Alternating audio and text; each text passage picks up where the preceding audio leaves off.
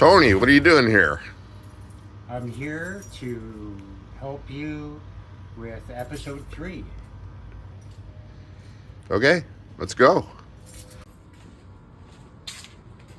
Look at all the guitars. There's too many guitars. Holy crap. Check this one out. These guitars are damn hard to play right now. They are. Where do you put your fingers?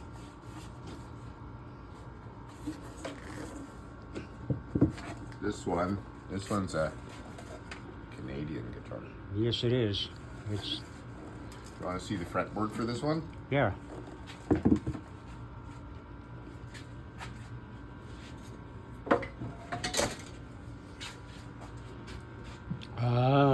Just in case you weren't sure whether or not it was a Canadian guitar. Right. And can you guess what it's made of? Maple. That's right. This is our mascot guitar. Yes. This is our Canadian makers maple guitar. Yes. I should lacquer it with maple syrup. Okay. It'd be damn sticky to play. Okay, so today we're going to bend the sides for the ukulele, if you remember. So here's our ukulele wood, and how thick is it?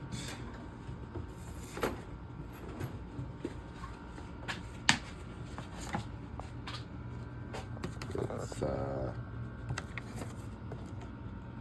2.45 millimeters, so we need to take it down to about 1.5 millimeters. Yeah. They should all be the same because they went on the drum sander, which is one of the great things about the drum sander. It makes them exactly, close to exactly the same. So yeah, so we're gonna run these through the drum sander. It'll probably take the pencil marks off that I put on them.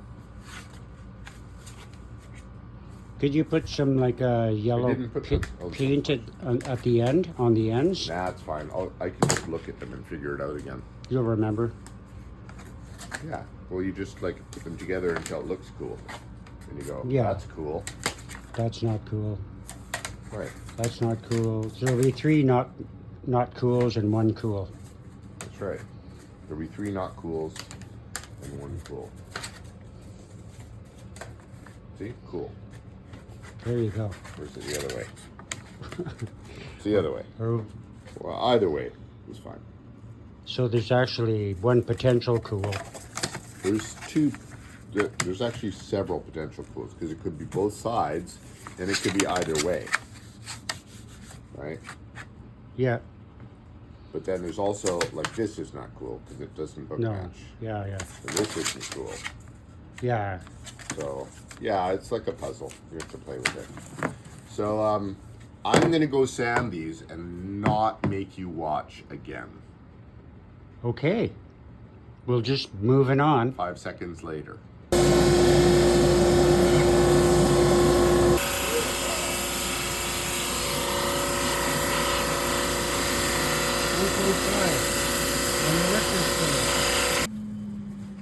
So now we need to get them to the right thickness and length. Or no, we got the right width and length because they're way too long for ukulele. So we got to figure that out.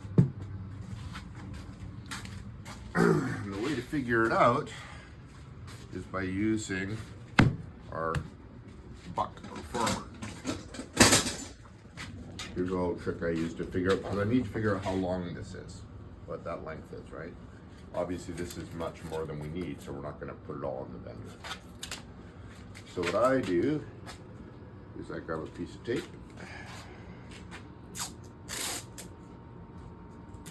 And you bend the tape. Bend the tape, mark the tape. You're not bending the knee though. No. I also mark the waist. I know what you're gonna do. Do you? You figured it out? I know just what you're gonna do. You may notice there's another piece of tape here. For what? For this guitar. because I had to figure it out for other guitars. Look at how short that one is, though. Yes. So this is 40 and a bit centimeters, around 40 centimeters. So if we do like 45 centimeters, we should have, no, maybe 50, just for safety, because sometimes the slats can slip back and forward in the heating blanket, which you'll see in a minute, and you don't want it to be too short. So I'll do 50. So I have to decide which part of these I want in the instrument, which look the best. So which 50 centimeters, right?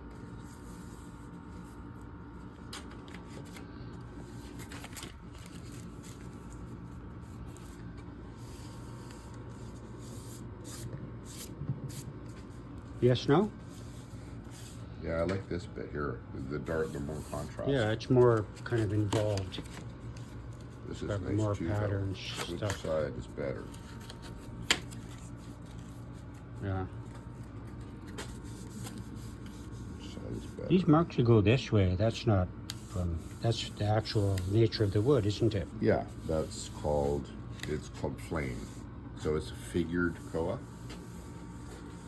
So you may have heard of figured maple, like flamed maple, quilted maple, bird's eye maple. Sure. Well, that can happen in any kind of hardwood. Uh-huh.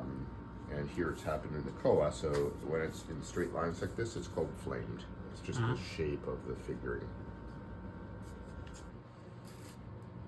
Okay, so I think I picked the pieces we're going to use.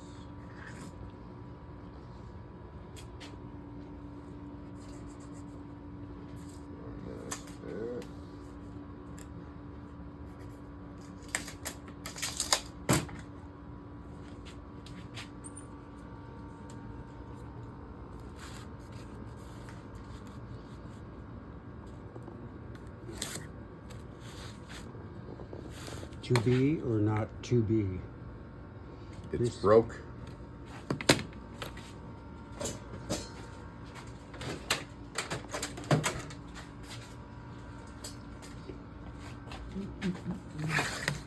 HB or not HB.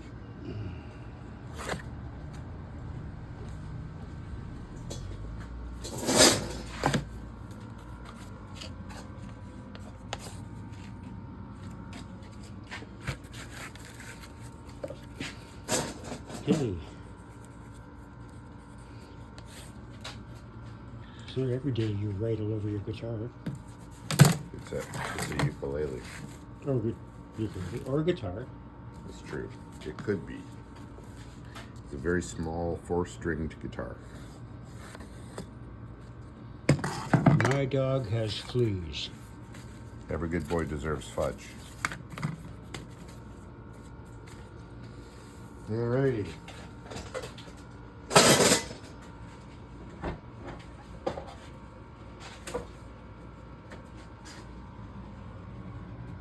I guess I'll come over here and see what you're doing. I'm chopping these.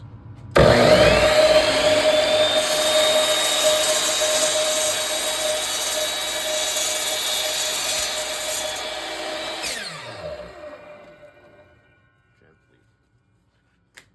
Because the bow is kind of hard and chippy, and I don't want it to tear out. And alternatively, I could also get a way finer tooth Just blade. going to ask you that. But I don't have one handy right now.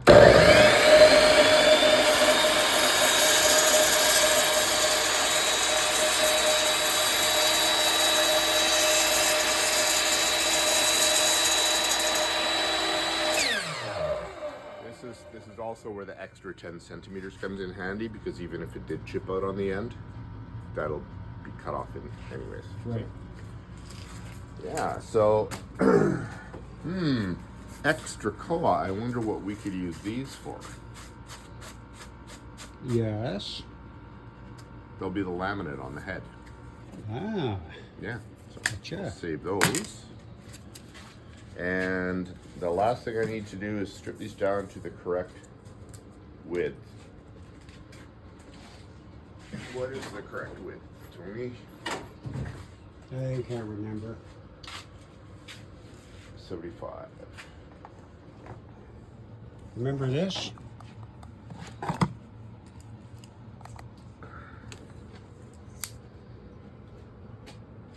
my God, how did this get into inches? 5. It's close. Okay, I'm gonna rip these on the table saw just to be the same width. And I have to decide which side, of course, I want now.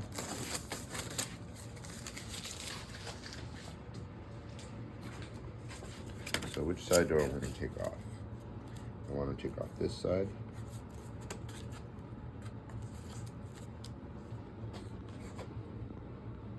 To keep the nice high contrast stuff. And on this pair, And remember, we're making 2 ukuleles. I'm taking off this side. Okay? Yeah. Because if I cut off the wrong side, I will be upset. Yeah. Who wouldn't? I will be sad. Yeah, no, I'd be sad for you. But I'd be sad too.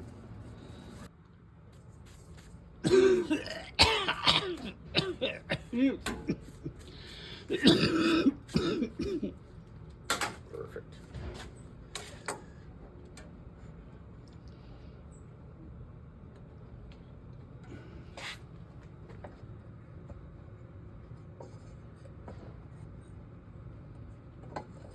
What is the width that you desire? 75. What's that again? 75. 75 milliliters. 75 milliliters of width. That's correct.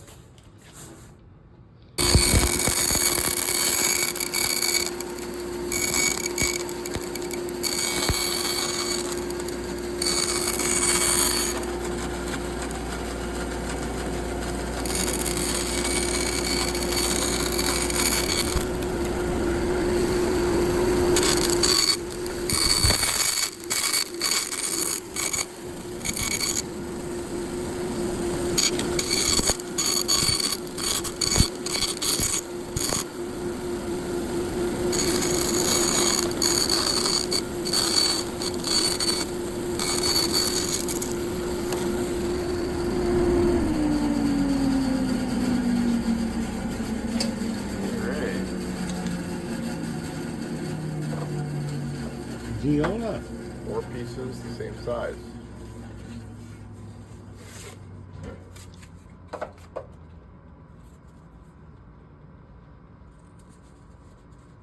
What's that again? What? I'm just sanding the sides to clean them up a little bit. They're a little fuzzy. And a little splintery. Because Koa is pretty splintery.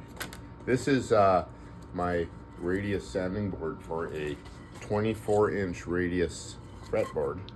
Right. But And on I the back, noticed- which is, I just put a flat piece. Yeah. But this is also concave. This is a 24-inch radius. So, Right. See that? because the fingerboards are radiused. These have a radius to them, Yes. right? So this is how you sand them. Yeah.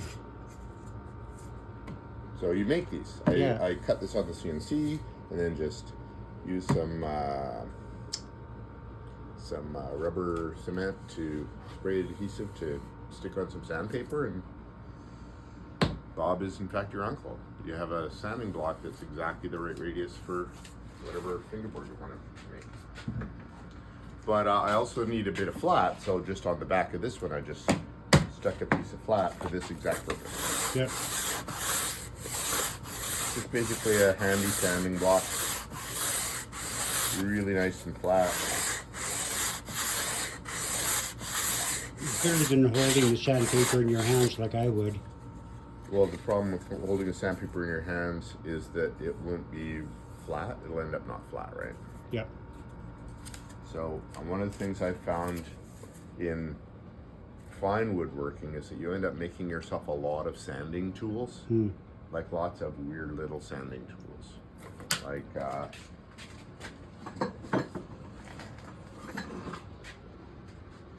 this is just a piece of steel tubing with some sandpaper glued around it.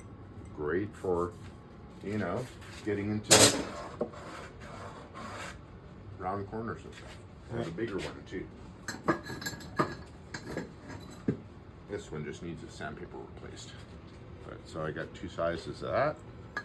And I have lots of little blocks, lots of little sticks, and you just glue some sandpaper on them to get into the little places you need to get into. It's really easy. Really useful.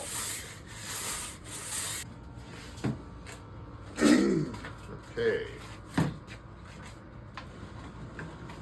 So the tricky bit is we're doing these in pairs, so they're either side of the instrument. So we got to make sure we get them facing each other properly for bending. So for example, these two, I have to decide what I want the outside to be, which is,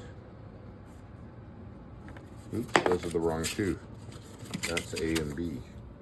I need A and A. A and A to be the outside. That looks pretty good. So this side has to be up in the bender. Yeah. Okay. And for these two, B and B, yeah, both of these need to be up in the bender. So set these ones aside, and we're going to set up the bender. So what we do is we have a sheet of metal, and then a heating blanket, then the wood, then another heating blanket on top, then a sheet of metal sandwiched all together. Those will go into the bender.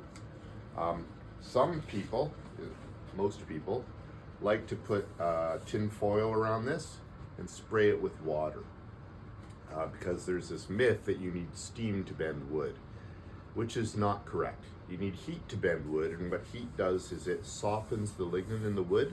It's kind of like natural plastic, kind of, the fibers. So all you really need is heat. Well, it's the same thing, cellulose, right? Yeah, it's cellulose.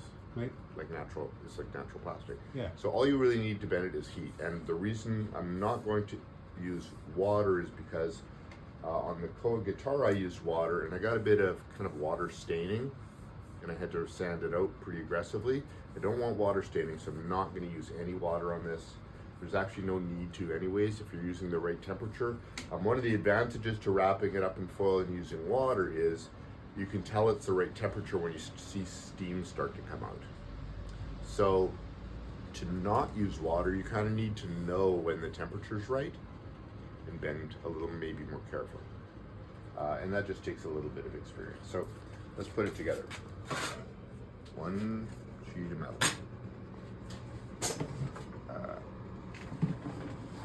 One heating blanket.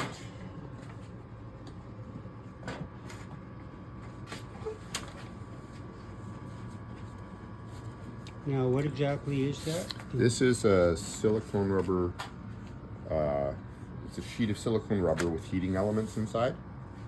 And you plug it in, and it's got a temperature control here. And it heats up. It heats up pretty fast, actually. That's all there is to it. It's a pretty simple device. It's called a heating blanket. Where'd you get that? Alibaba, I think. Alibaba? What's that? Alibaba, it's like eBay. Oh, and so it's made specifically for doing this. It's made for, no, it's a heating blanket made for heating things up. You could heat anything up with it, right? Oh. But lots of luthiers use these. And this one is the right size for ukuleles. It's actually a little too small for my guitars, I've discovered, so. How did you go about researching or finding out how to or what to use? Oh, well, of course there's YouTube, so there's lots of really great luthiers on YouTube to learn from, which is mostly where I learned. And you see their techniques and you go, oh, I've never heard of a silicone heating blanket, so you just, Google, learn. I mean, I love learning, so yeah. I'm a nerd. Yeah, me too. So anyway, the two slats of wood go together. So this is in the middle, so these are going to be centered, and then I put the other heating blanket on top. I really don't want them to shift, so I'm being pretty careful about that. And then another metal sheet on top. And then, dang it, it shifted.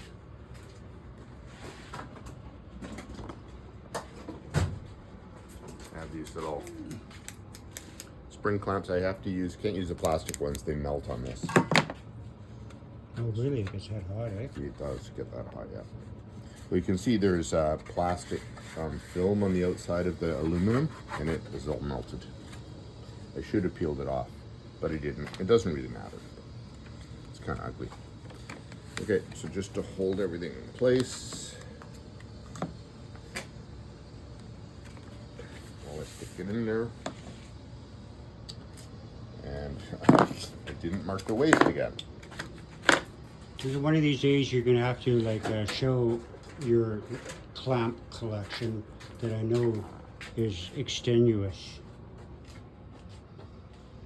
These are just some of them. Yeah. Never have too many clamps. Okay, so the waist is right here. Just gonna move this a bit like this. So you see there's the ends, so I have lots off of both ends. I'm just gonna move it this way because I really like this figure.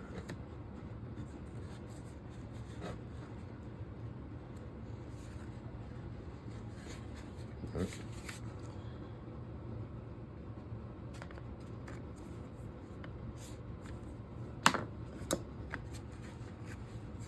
That just helps me know where to position it in the bender.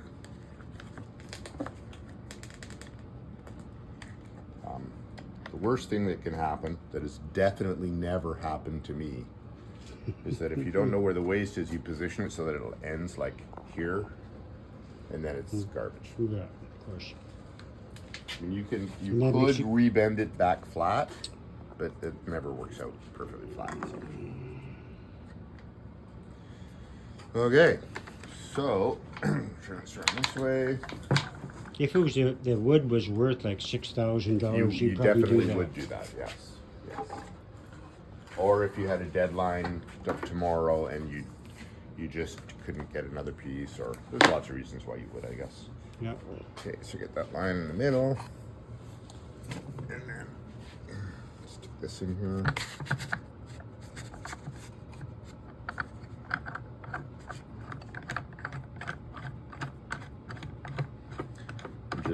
Just give it enough pressure just to hold it in place. We're not bending yet because we haven't turned on the heaters yet.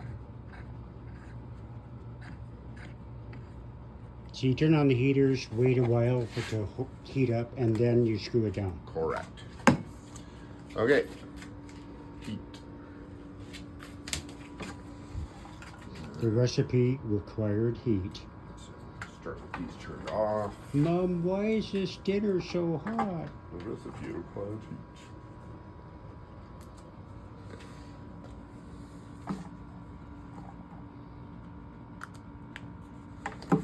And then turn these up to 90. 90? Yeah, 90 works for this one. Different woods require different temperatures, actually, Right. and my experimentation with this wood is at 90s. So that's harder. The harder the wood, the higher the temperature. Generally, yeah. Well, I don't know if that's true. Softwood is really hard to bend. Well, You can do it, but it's hard. Harder to bend. so if it's harder to bend, then the more I'm temperature. actually not sure what it is that makes it harder or easier to bend, because maple is really hard, but as far as I can tell, it's the easiest wood to bend. So I'm not sure exactly what it is.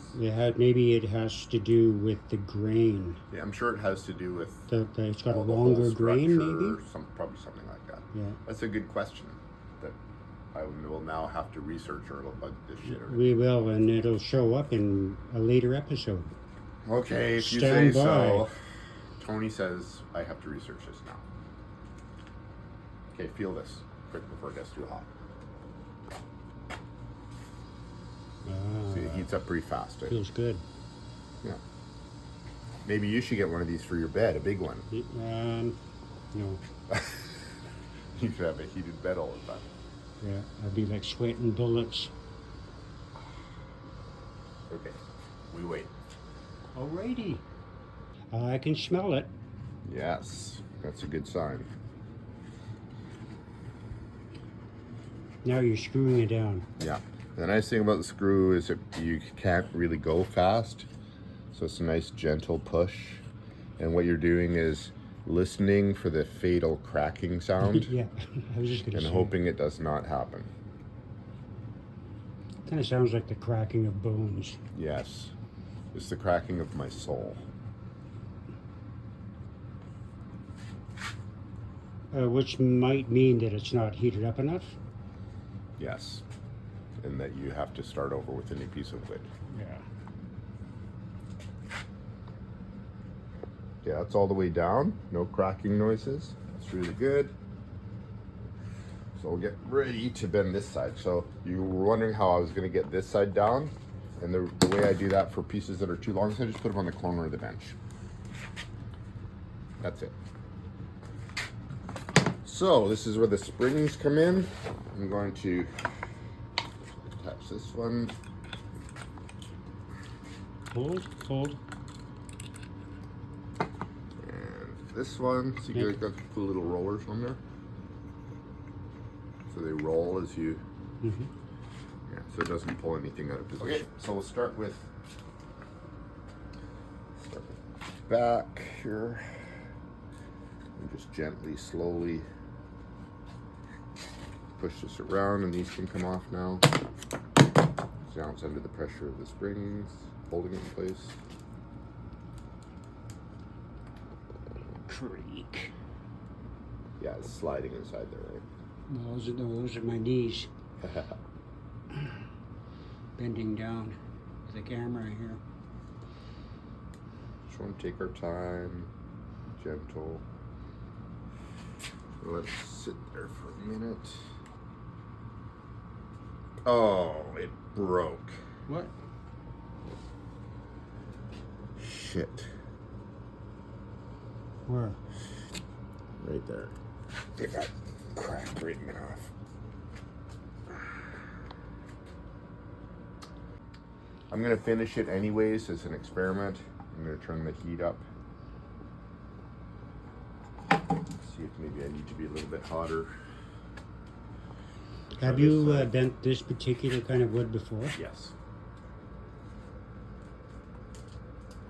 But not this tight. The bends on the guitar Hold on. are not as tight to bends.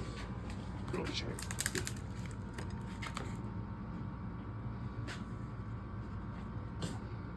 think this one broke too. Yep. Snapped. Shoot. That's a shame.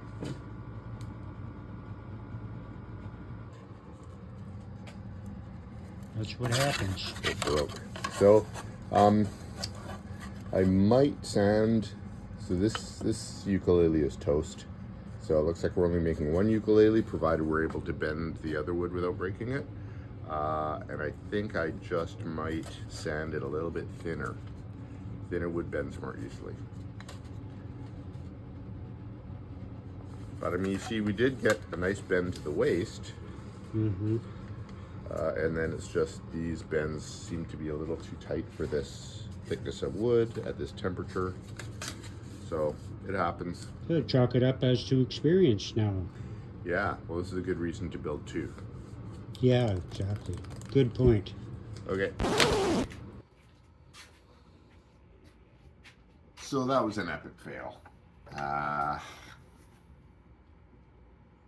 We broke the wood, and I don't have enough koa to continue, so we're going to take a trip over to Vancouver Island to Westwind Hardwoods to find some more koa where I got this. See you there.